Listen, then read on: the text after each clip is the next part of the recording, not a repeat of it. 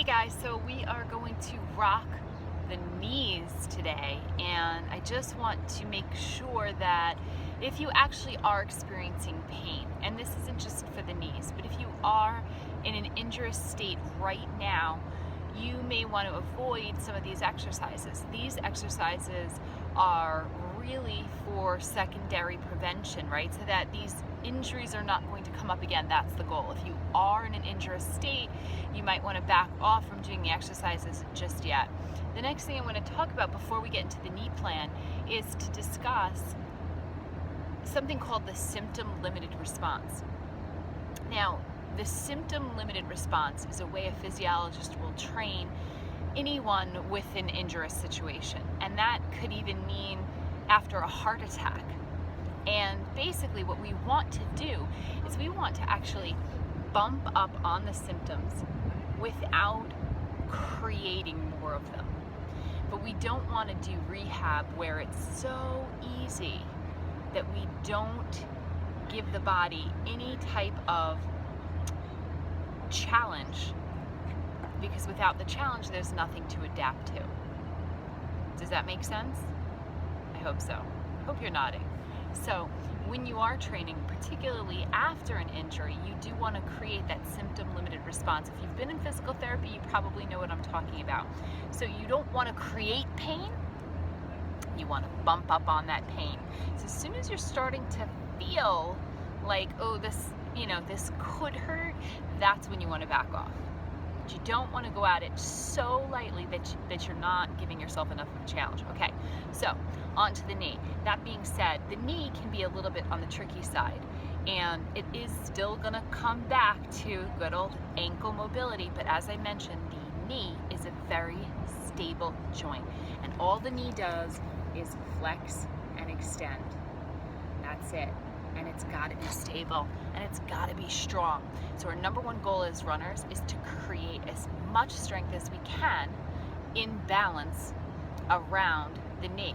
So the quadriceps, which is the front part here of the thigh, and the hamstrings, which is the back part here, we want to create strength around that joint. We also want to make sure that our anterior tibialis, the muscles here, and then all the muscles of the calves back here are also strong in balance, right?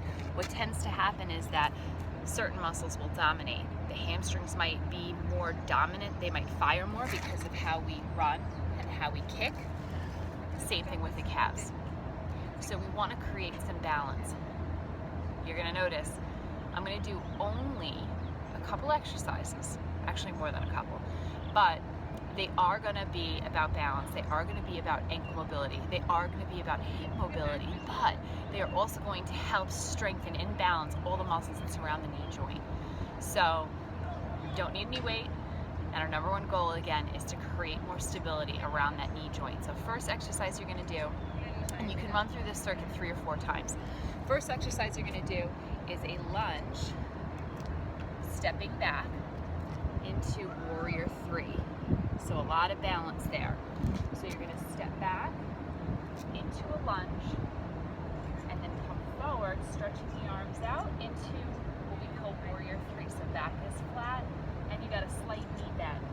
Lunge, and if you're wobbly, that's cool. We're firing on that ankle mobility. You're going to try for 12 on each side.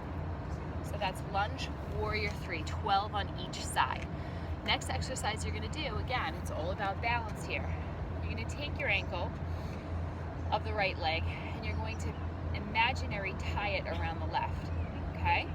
And you're going to keep it there. And you're going to do single leg squats.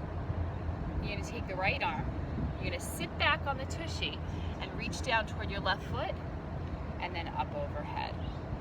So, let me show from the side. The more you sit back on the tushy, the more you're going to fire through the glutes, through the quads, through the hamstrings. You don't want to be here, guys. You never want to bring the knee over the toe because you are going to feel that compressive force. You're going to do 12 on each side for that too. Again, also focusing on some ankle mobility. Next exercise you're going to do is a lateral lunge with a reach. So the left leg's going to stay straight. The right leg is going to bend. You're going to reach over and back.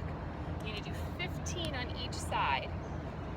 And again, you want to make sure that the feet stay straight and that the knee tracks right over the toe. 15 on each side. Last exercise you're going to do, if you have a towel or a foam roller, you can stick it underneath the knees. If you don't, that's fine. You can do this flat. Doesn't look like there's much motion going on. But you're going to sit up tall. You're going to flex your feet as much as you can, and your goal is to try to get your heels off the ground. That's hard to do. You may not be able to get that range of motion, but when you do, you're going to feel the tops of the thighs tighten up. You're going to try for 20 of those. What happens is when we run, we don't necessarily always fully extend the knee. It always stays slightly bent. And what we tend to do is throughout the day when we're sitting, when we're doing anything, we never fully extend our knees. So guess what?